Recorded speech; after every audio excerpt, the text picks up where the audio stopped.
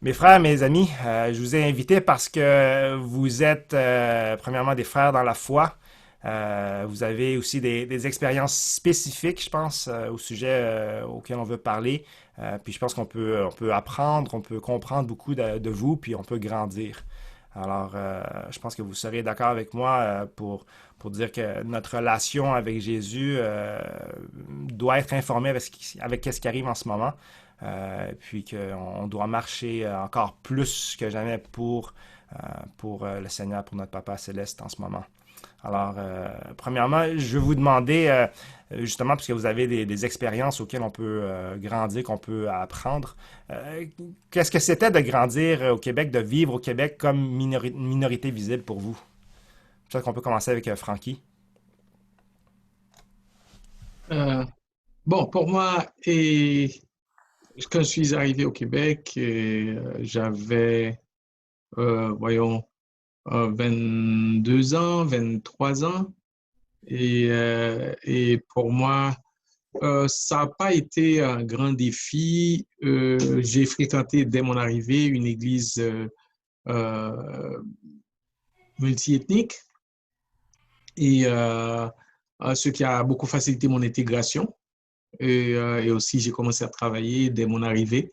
Donc, l'intégration, c'est très vite fait. Pour moi, il n'y a pas eu de grands défis comme tel. Il faut dire que lorsque j'ai commencé mes études, j'ai fait seulement 2 cours de philo au Cégep qui étaient exigés pour mon programme de bac euh, à la faculté de théologie évangélique, à la faculté de théologie de l'Université de Montréal. Donc, je n'ai pas eu vraiment le bain dans les écoles, dans les cégeps, et comme d'autres qui ont fréquenté les cégeps. Et donc, pour moi, ça s'est bien déroulé comme tel. Et il y a eu enfin, de petites expériences que je dirais qui sont marginales par rapport à l'acceptation et à l'intégration. Mais dans l'ensemble, c'était bien pour moi. Ouais, hein?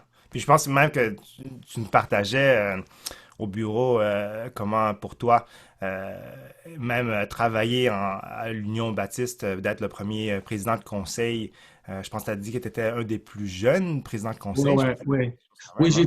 j'ai été le plus jeune président du conseil d'administration de l'Union.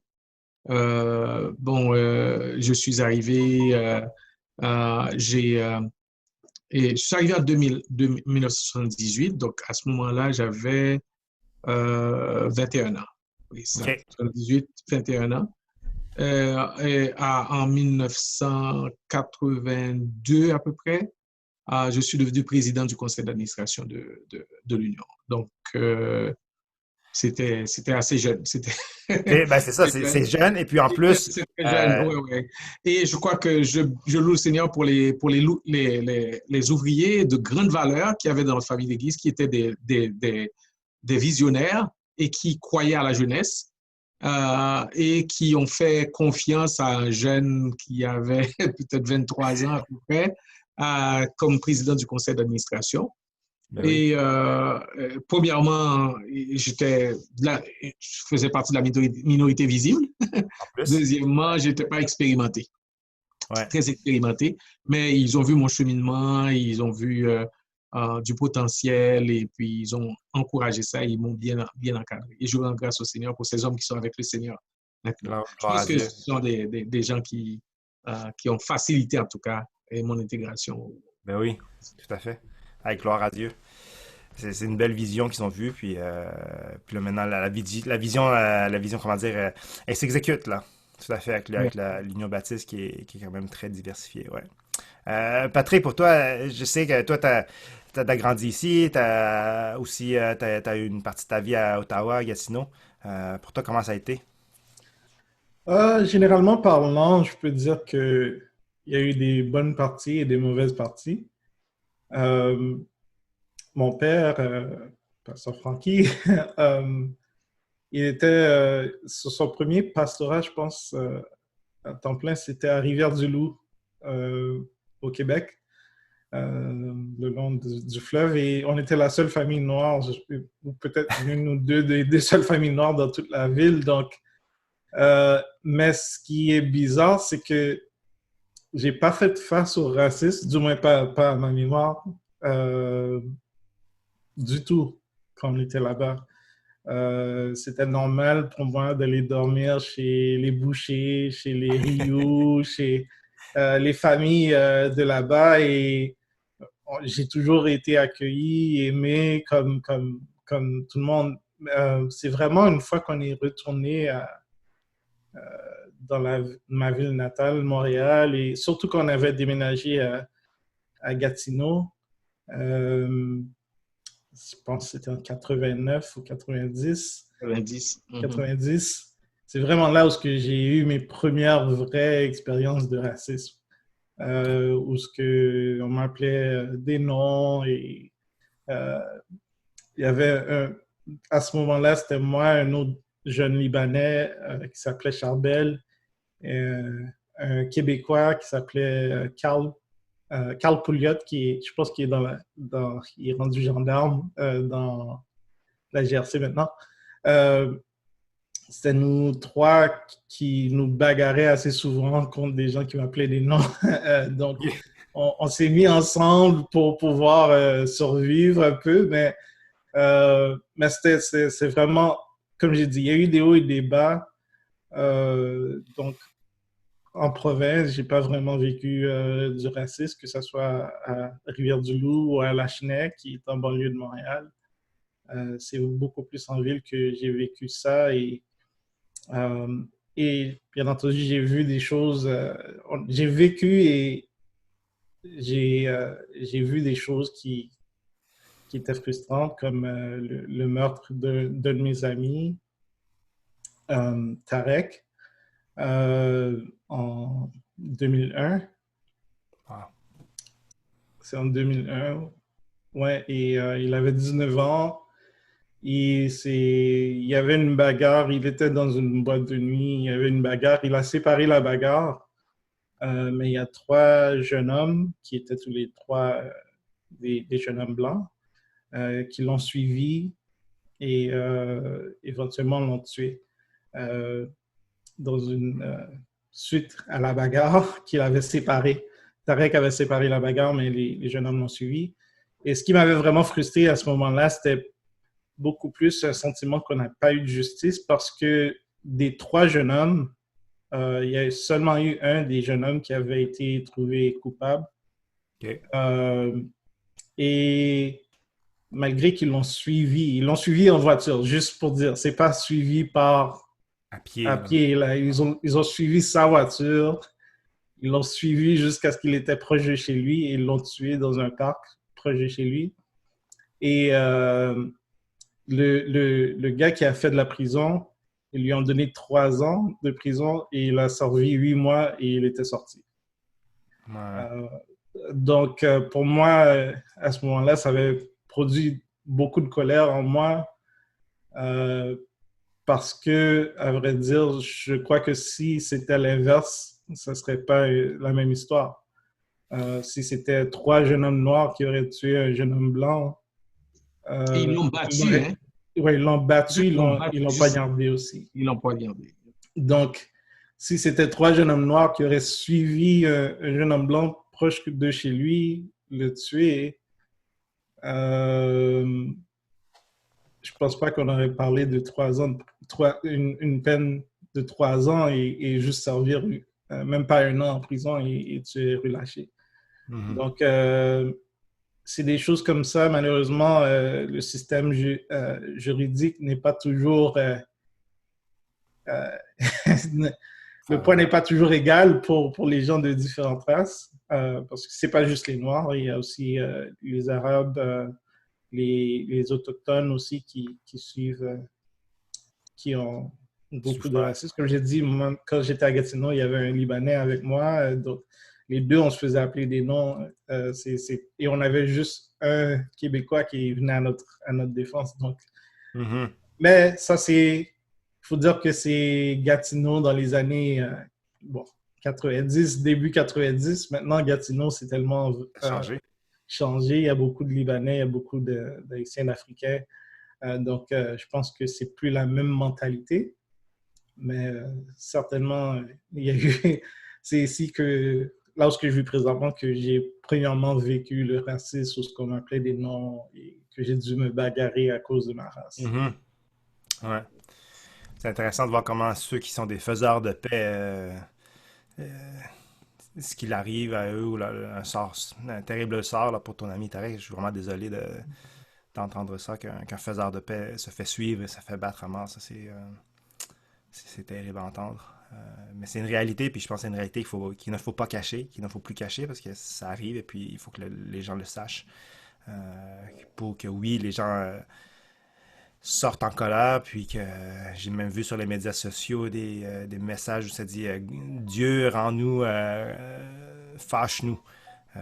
Puis je pense qu'il y a deux côtés à cette chose-là, c'est de nous fâcher puis d'aller vraiment faire des choses négatives, ou c'est de se fâcher au point où on demande des changements puis qu'on demande à nos instances politiques, à nos leaders, autres que politiques, de faire des changements puis de répondre à ça. Fait que je pense qu'on le voit, il y a un côté positif qui sort. C'est vraiment malheureux que ça doit ressortir à cause des événements comme qu'est-ce qui arrive à George Floyd et puis tant d'autres. C'est ça le pire, là, que c'est pas un événement isolé, c'est ça le problème.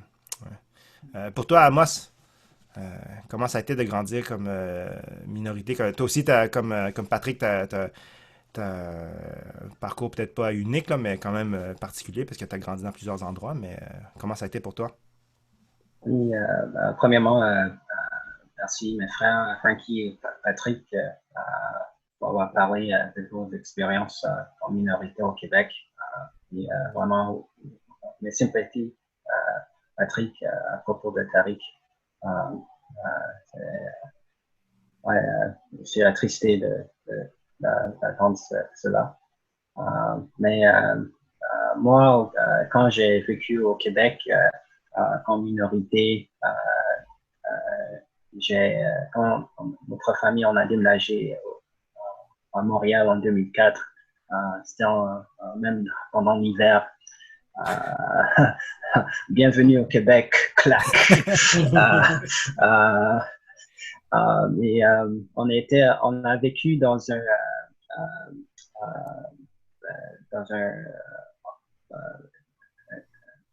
bâtiment avec des immigrants qui ont aussi déménagé d'autres pays pour vivre à Montréal. Alors, un de mes premiers amis que j'ai fait venait de la Géorgie, l'Europe, et un blanc. Et ce qui nous a connectés, c'était la danse hip-hop, breakdance. Il avait porté un stéréo avec la musique et j'ai vu qu'il faisait des tours sur sa tête et j'étais comme hey, est-ce que je peux te joindre là? Alors j'ai essayé de faire du Michael Jackson et puis on est devenus amis comme ça. Et après on a pu aller à YMCA au centre-ville. On a rencontré d'autres jeunes aussi et on a pu aussi faire partie d'un groupe de personnes qui enseignaient du breakdancing un peu aux jeunes. Et je dirais que quand j'étais à Longueuil, en étudiant à l'école secondaire, Gérard Filion, on avait aussi, j'étais intégré dans un programme où je devais apprendre le français. Je devais le réapprendre, en effet. Et j'ai aussi connu des personnes d'autres pays, de d'autres nationalités. Et je dirais que peut-être un des, je dirais, la tension raciale que j'ai vécue, c'est avec un blanc européen qui peut-être m'a insulté. Alors, même je me rappelle que j'ai utilisé des billes des versets bibliques pour le réfuter. Un vrai Yeah. Baptiste, un vrai Baptiste. J'étais fâché contre lui quand il c'était, mais puis je dirais que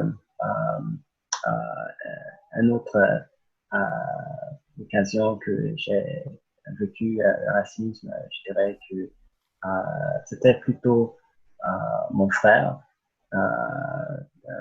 lorsqu'il était au secondaire et aussi d'avoir des professeurs blancs qui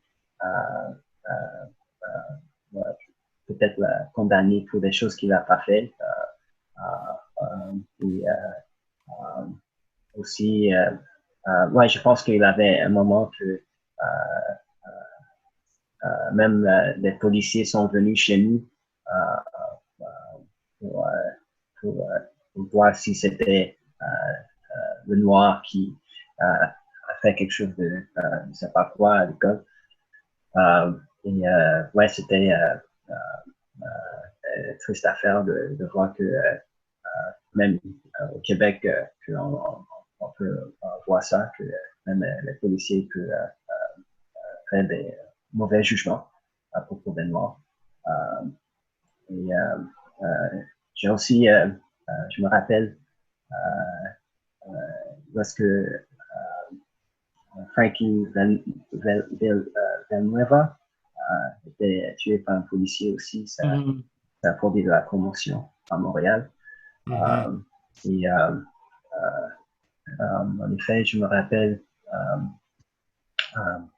je suis allé dans un événement avec des jeunes et j'étais invité par un homme que j'ai connu du YMCA. Il m'a dit que Michel Jean sera là-bas. Alors, j'ai eu l'opportunité de la rencontrer personnellement. Et aussi, la mère de Freddie Villanueva était là pour aussi parler de qu'est-ce qu'il peut être fait à propos de ce qui est arrivé à son fils et changer la façon que les policiers travaillent. Et je dirais que il y avait peut-être une autre occasion que je marchais avec un ami amérindien de Première Nation. Et, il avait peut-être un blanc dans une voiture qui a passé, qui m'a appelé le nom qu'il ne devait pas dire, des Noirs. Et mon ami amérindien, il était fâché. Il voulait le poursuivre, mais le gars est parti avec sa voiture. Alors, je pense qu'il a même crié de retourner à mon pays. Mais de toute façon, il était, ça ne vaut pas la peine. Alors, c'est sûr que ouais, j'ai eu ces expériences à Longueuil, Montréal, un peu comme minorité visible. Mais je pense que, sachant que j'avais aussi un arrière-plan chrétien et une famille qui me supportait, des amis aussi, que je pourrais aussi trouver du support. Je pense que j'ai pu persévérer à travers ça et ne pas laisser ces choses-là me définir comme personne, me stopper de faire ce que je dois faire pour vivre dans la vie. Ouais.